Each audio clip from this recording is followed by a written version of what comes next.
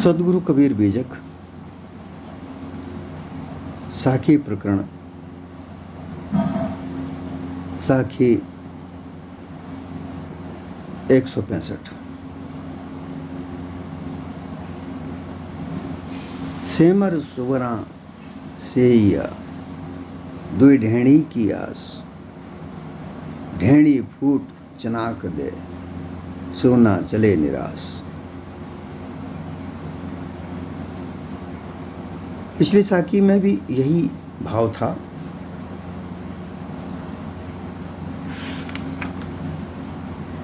और इस साखी में भी एक ही भाव है। सेमर के रस वो नाव छिवले बैठा आए, चोंच समारे सिर धुने ये उसी ही को भाए। क्योंकि सेमर के फूल से किसी फल की प्राप्ति नहीं हो सकती।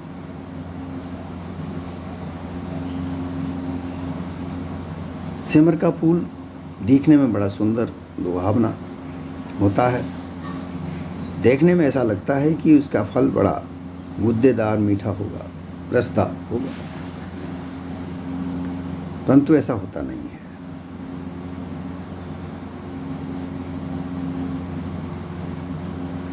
बड़े बड़े फूल, बड़े बड़े दल वाले फूल होते हैं, उनके बीच में से जब वह फल निकलता है,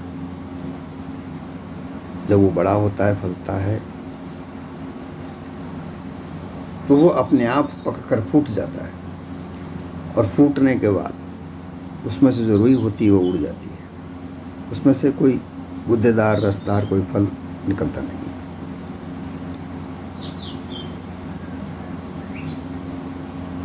परंतु तोता उस फूल की सुंदरता को देखकर, मनमोहक रूप स्वरूप को देखकर उसका मन ललचा जाता है कि यहाँ बड़ा रसदार गुदेदार फल मिलेगा, तो मैं खाऊंगा तो तृप्त हो जाऊंगा।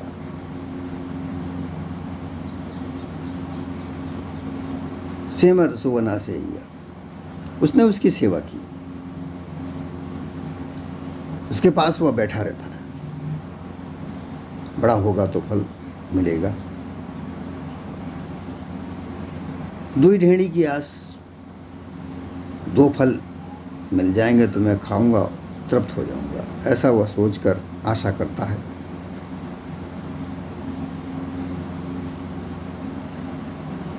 ढेड़ी फूट चनाक दे सोना चले निराश। ढेड़ी अर्थात तो जो वो फल था, जो पकने के बाद एकदम फूटा, फूटने के बाद उसमें से रुई निकलकर हवा में उड़ गई। या वो थोड़ा बहुत कच्चा रहा, फूटा नहीं उसके पहले। तोते ने उसमें चोंच मारी, चोंच मारने के बाद में उसमें से रुई निकली और कुछ नहीं हुआ। रस और गूदा वहाँ कुछ मिला नहीं। कई दिनों से उसने बैठकर, उस तोते ने बैठकर उस फल की सेवा की। गुद्देदार रसदार फल को प्राप्त करने की आशा की, परंतु अंत में वो आशा निराशा हो गई, उसे कुछ मिला नहीं।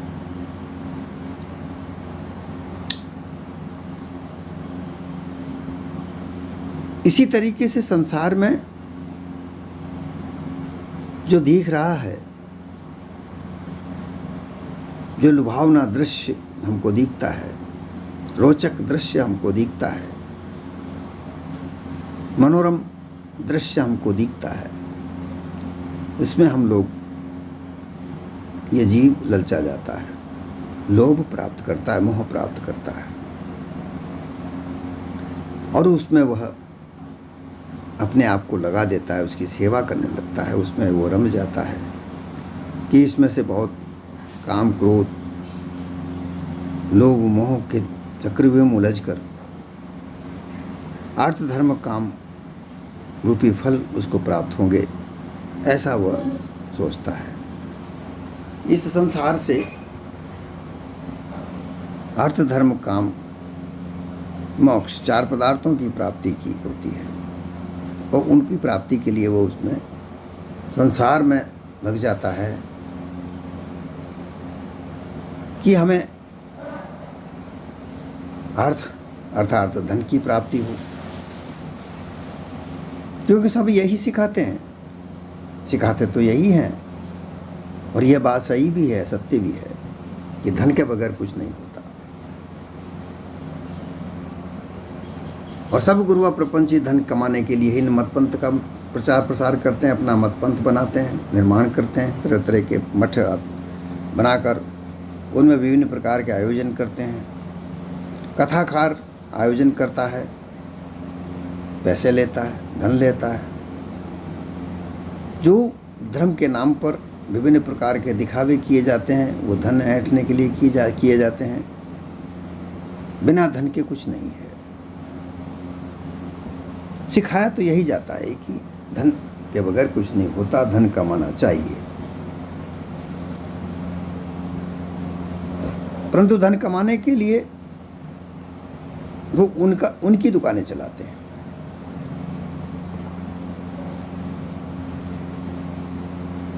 उनकी दुकानें चलाकर यह कहते हैं कि तीर्थ में जाकर स्नान करने से, दान करने से, मंदिरों में मूर्ति के दर्शन करने से तुम्हें धन धान्य प्राप्त होगा, सुख ऐश्वर्य प्राप्त होगा, जो तुम्हारे रुके हुए काम है वो सब संपूर्ण हो जाएंगे, ऐसा वो दिलासा देते हैं। और उस दिलासा के लिए विभिन्न प्रकार की आसार कल्पित वाणियों को वो खूब रचते हैं, उसका खूब बड़ा वृक्ष बना देते हैं, सेमल के वृक्ष की तरह बहुत बड़ा वृक्ष बना देते हैं। वेद शास्त्र आदि रोचक वाणी से कर्म श्रुति फल श्रुति सुन सुन करके, वेदवाणी, ऐसा कहा जाता है कि वेद सभी का आरंभ है। उन वेदों का नाम ले लेकर, उपनिषदों का नाम ले लेकर रामायण, महाभारत, भागवत गीता इत्यादि शास्त्रों के आधार पर विभिन्न प्रकार की कल्पित वाणियों को रच रच कर, वेद वेदांतों के आधार पर विभिन्न प्रकार के मत पंथ को निर्माण करके कई सेमल के जैसे वृक्ष बनाए जाते हैं, ताकि वहां पर आकर बैठो, बैठ कर उन वाणियों को सुन मनन करो। विभिन्न प्रकार की साधनाएं खूब बताते हैं, उपासनाएं खूब बताते हैं, और उनको दिलासा दिया जाता है कि तुम्हारे अर्थ धन की कोई कमी नहीं आएगी, धन देने वाला आसमान में बैठा है, तुम केवल कर्म करते जाओ, फल की इच्छा मत करो, फल तो अपने आप मिलता रहेगा। और कर्म कौन सा करवाते हैं? मंदिरों में आओ, दर्शन करो, चढ़ावा चढ़ाओ, फल देने वाला ऊपर आसमान में बैठा है। और इस प्रकार के कार्य से क्या होता है? मंदिरों में बैठे पुजारी, तीर्थों में बैठे पुजारी, गुरुआ प्रपंची लोगों के मठों में धनों का ढेर होता है, धन ढेर लगता है। और जो उपासक कर्मी लोग हैं, उनके घर से धन जाता है। धन उनके पास नहीं, धन उन मठाधीशों के पास, उन पुजारियों के पास, उन जो तीर्थ करता है, होम करता है, उनके पास जाता है। उनके पास तो जा ही रहा है। और फिर वो दिलासा देते हैं कि मरने के बाद तुम्हें स्वर्ग मिलेगा, ब्रह्म की प्राप्ति होगी, ईश्वर की प्राप्ति होगी। ये फल तुम्हें प्राप्त होंगे। ऐसा दृढ़ निश्चय कराया जाता है और उस दृढ़ निश्चय में यह जीव बंधा रहता है, आस में बैठा रहता है, उस सेमर के वृक्ष के पर बैठा रहता है, उसका वो फल देखता रहता है कि यह कब पकेगा।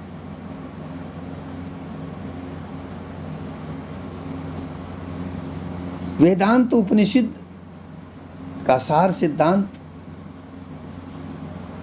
जब निर्णय किया जाता है,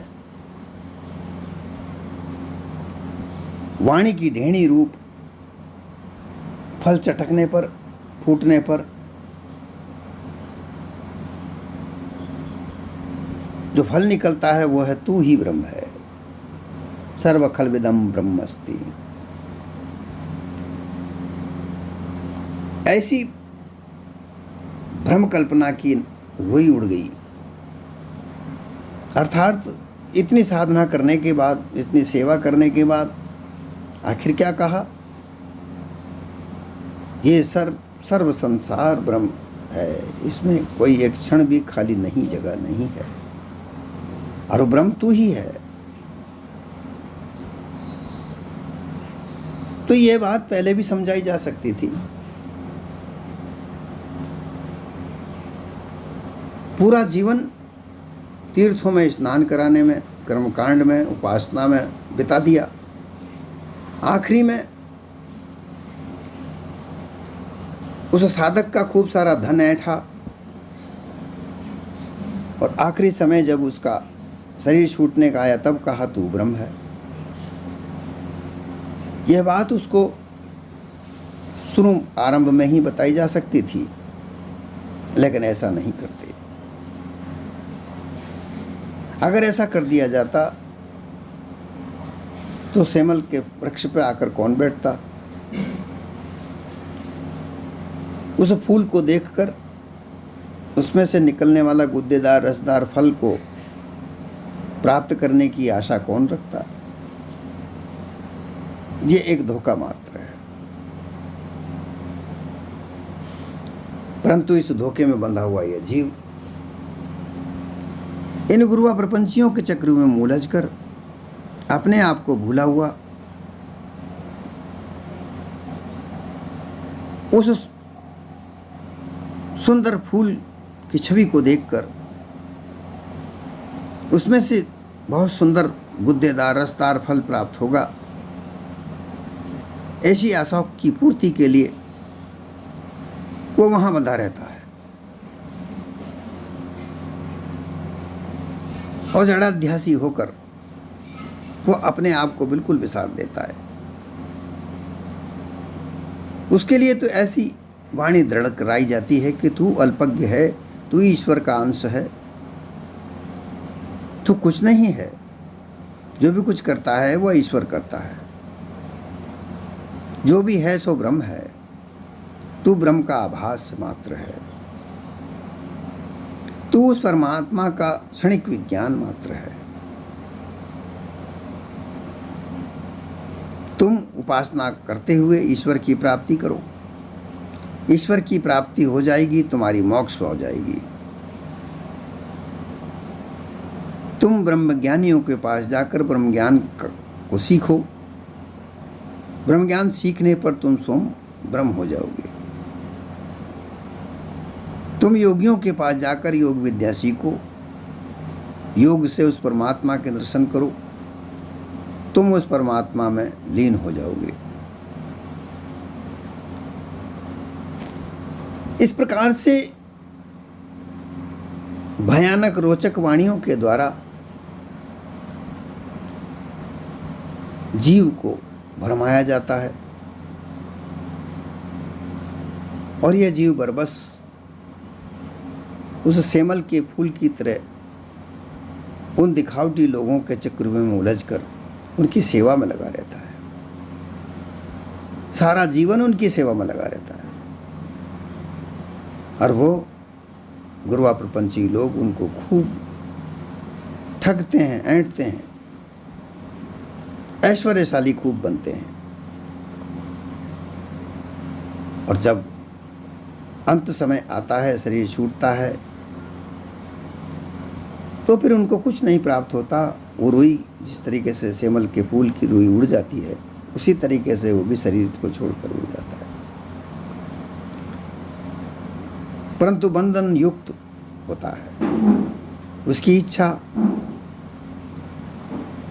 कहीं धन पर, कहीं पुत्र पर, कहीं परिवार पर, कहीं ना कहीं बंधी होती है, और वो फिर आवागमन के चक्र में आता है।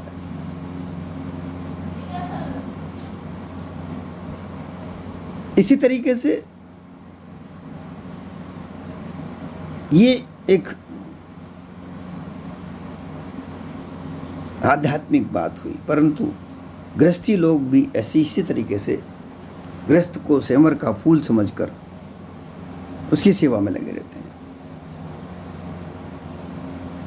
स्त्री, पुत्र, परिवार, घर, गृहस्थी रूप मोटे माया जाल में वो सेमल का फूल समझकर उसकी सेवा करते हैं। समझते हैं कि अंत में हमको बहुत अच्छा फल मिल जाएगा, और वह परिवार की सेवा में लगे रहते हैं। परिवार के लिए, परिवार के सुख, समृद्धि, ऐश्वर्य को प्राप्त करने के लिए वो खूब धन बटोरते हैं, खूब धन कमाते हैं। अब खूब धन कमाने के लिए छल, कपट, पाखंड का सहारा लेते हैं। धन कमाना बुरी बात नहीं है, परंतु नेक नीति, ईमानदारी, अपने सच्चे व्यवसाय, सच्ची लगन के साथ नौकरी चाकरी की खेती करने से धन जो कमाया जाता है, कमाइए और परिवार को चलाइए। परंतु छल, कपट, पाखंड, व्यवसाय करेंगे तो वहाँ छल, कपट, पाखंड से लोग बीच बीच में कहते हैं कि साहब झूठ बोलने के बाद तो व्यवसाय चलता है, झूठ बोले बगैर व्यवसाय चलता ही नहीं। कितनी ओछी इनकी बुद्धि है, कितना ओछापना इनका है, उच्च बुद्धि का प्रयोग करते ही नहीं है। झूठ क्यों बोला जाएगा? अगर आप झूठ बोलते हैं तो सबसे बड़ा पाप तो झूठ ही है। व्यवसाय करने के लिए आप कदम कदम पर अगर झूठ बोलते हैं तो महापापी तो आप बनेंगे ही बनेंगे, और उस पाप से जो तुम्हें फल मिलने वाला है वो अच्छा नहीं मिलेगा। इसलिए झूठ बोलने की आवश्यकता नहीं है, लेकिन झूठ बोलकर, छल, कपट, पाखंड, धोखा करके खूब सारा धन कमाकर अपने परिवार के लिए बड़ी बड़ी गाड़ी, बड़ी बड़े बंगले, घर में सुख ऐश्वर्य के सामान खरीद कर अपने बच्चों को खूब सारी व्यवस्थाएं देकर अपने आप को समृद्धशाली, मान सम्मान में उलझाकर, और वो समझते हैं कि हमें बहुत बड़ा फल मिलेगा, परंतु ये मालूम नहीं कि वो सेमर के फूल की तरह अंत में जब तुम्हें ज़रूरत पड़ेगी, जब तुम चोंच मारोगे, जब वो फटेगा तो उसमें से रुई के अलावा और कुछ नहीं निकलेगा। खूब सारा धन, मान सम्मान, ये सब जब शरीर छूटने लगता है तो आड़े आता है।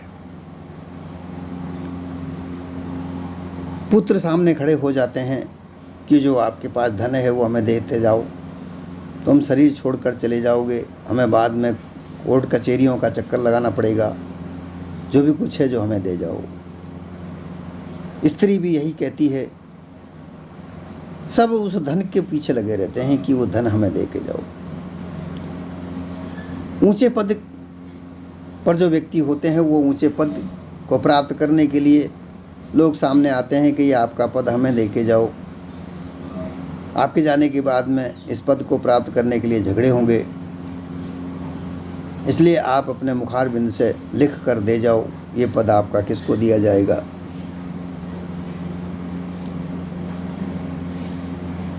ऐसी व्यवस्था में जो व्यक्ति शरीर को छोड़कर जाने वाला है वो अपने बारे में नहीं सोच सकता, अपनी सूरत को वो एकाग्र नहीं कर पाता,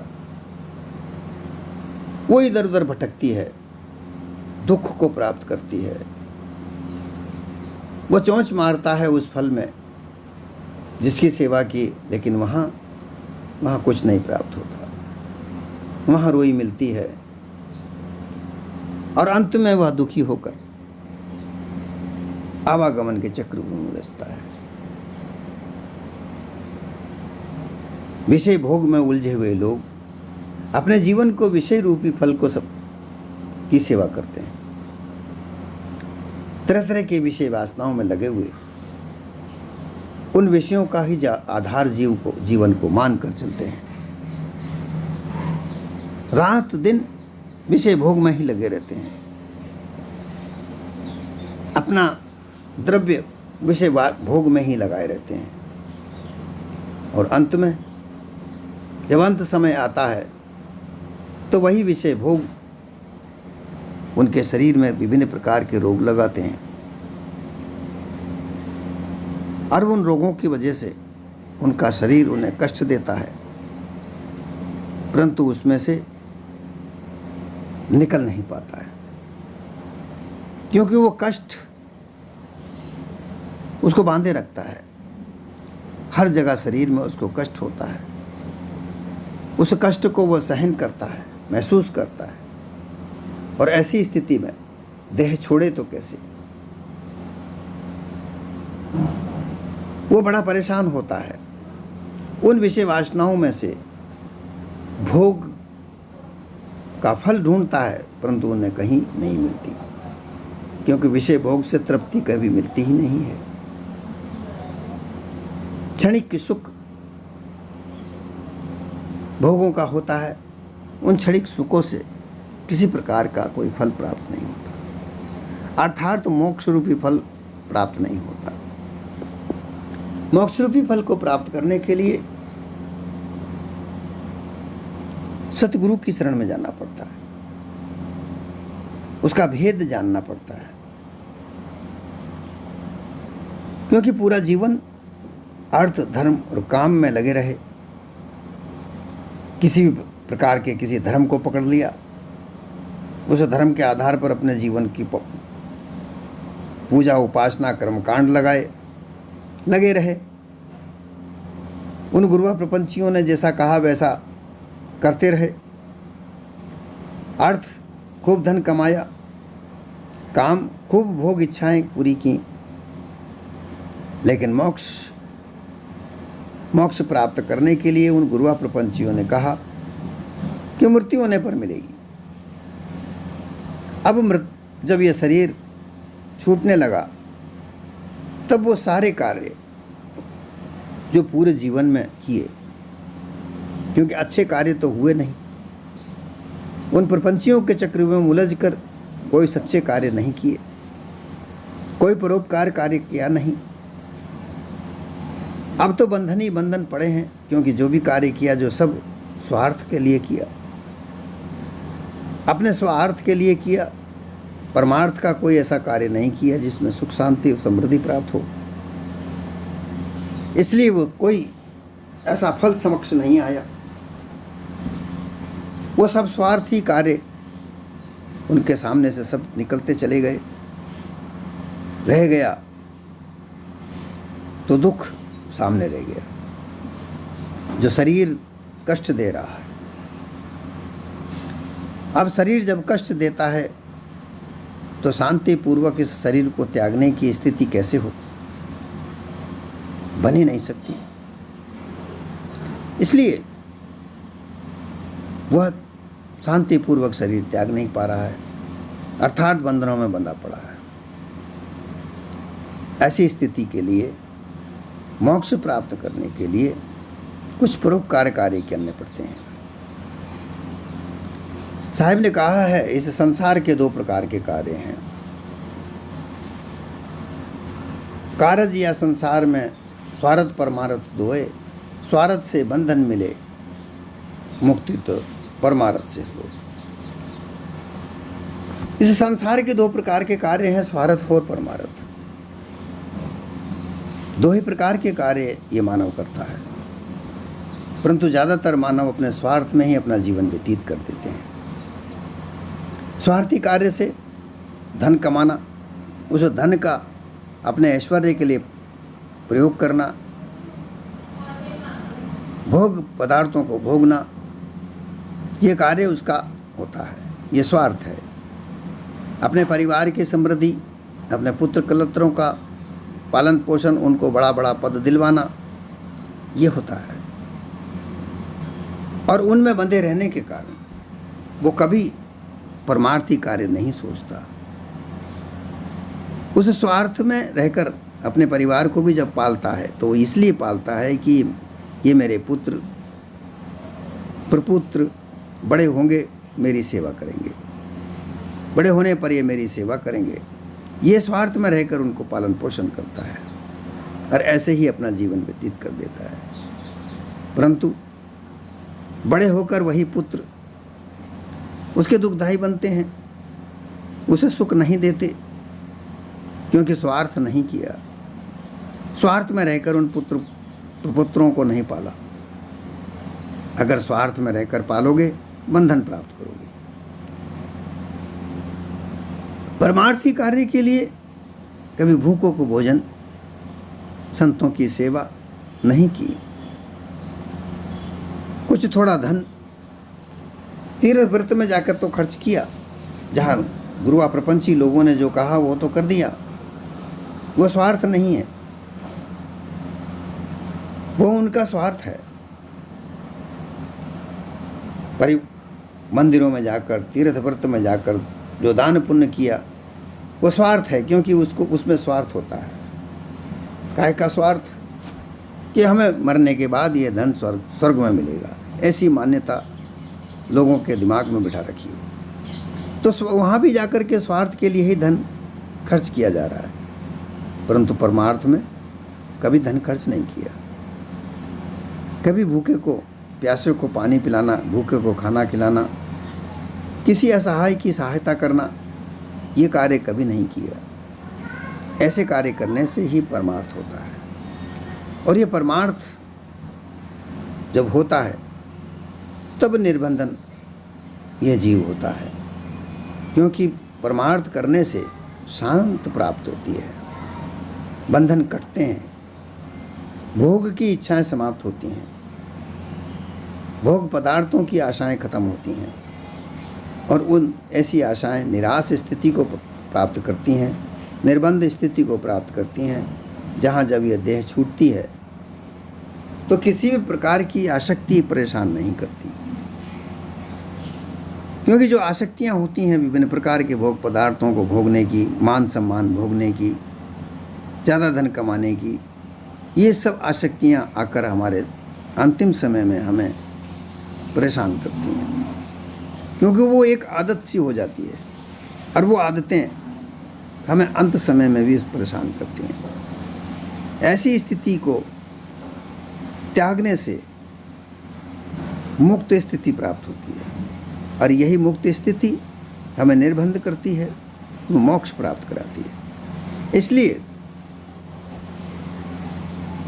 उस तोते की तरह दिखावटी